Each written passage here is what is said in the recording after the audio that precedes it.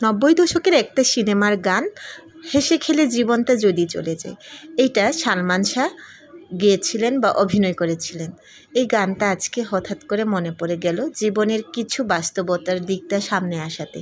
আসসালামু আলাইকুম, আমার রান্নাঘরে আপনাদের স্বাগত জানাই। এই হাসি, গান, গল্প এরকম করতে করতে দিনটা সত্যি এইভাবেই চলে যাচ্ছে। ভবিষ্যৎ কোনো প্ল্যানিং নাই।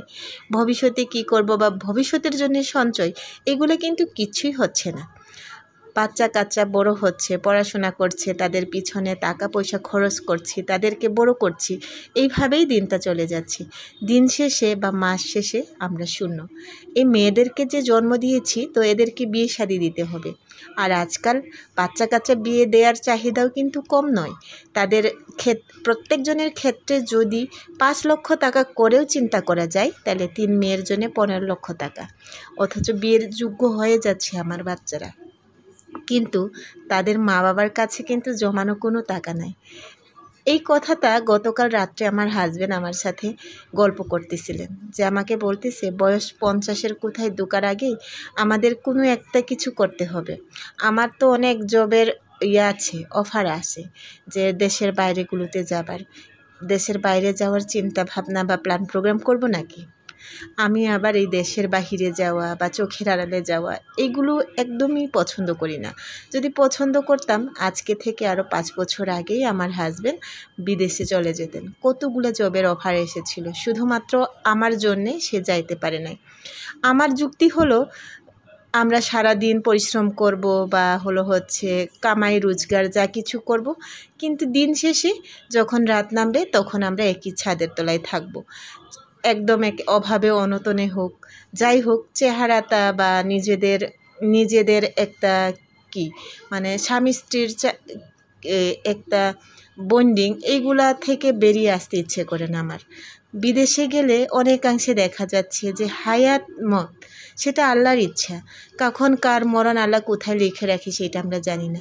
আমার কি মনে হয় জানেন, যখন মানুষজন কর্মক্ষেত্রে গিয়ে সেখানে মারা যায়, মারা যাওয়ার পরে তাদের লাশগুলো যখন আনা হয়, সে টাটকা লাশটাও আমরা পাই না।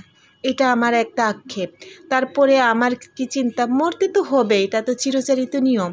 সেই মৃত্যুটা যদি চোখের সামনে বা তার একদম কঠিন সময়, আমার বা আমার স্বামীর, যারই হোক, আমাদের কঠিন সময়গুলোতে যদি আমরা একে অপরের সাথে থাকতে পারি, সেইগুলো আমাদের সম্পর্কের সার্থকতা। এইটা মনে হয় যে আমাদের ভবিষ্যৎ উজ্জ্বল করার জন্য বিদেশে যাইতে হবে, এটা আমার একদমই ভালো লাগে না জানেন। এই কারণে আমি আমার হাজব্যান্ডকে বিদেশে যাওয়ার জন্য একদমই রাজি হতে পারি না। গতকালও আমাকে বলতেছে যে তুমি ভেবে দেখো, এইভাবে কিভাবে করব, যে টাকা পাচ্ছি, বেতন খাচ্ছি, দাচ্ছি, বাচ্চাদের পড়াশোনা করাচ্ছি, ব্যাস শেষ, এই পর্যন্তই। এদের ভবিষ্যৎ আমরা কি করব, বা আমাদের ভবিষ্যৎ কি? আমাদের ভবিষ্যৎ আল্লাহ আছেন, নিয়ে যাবে।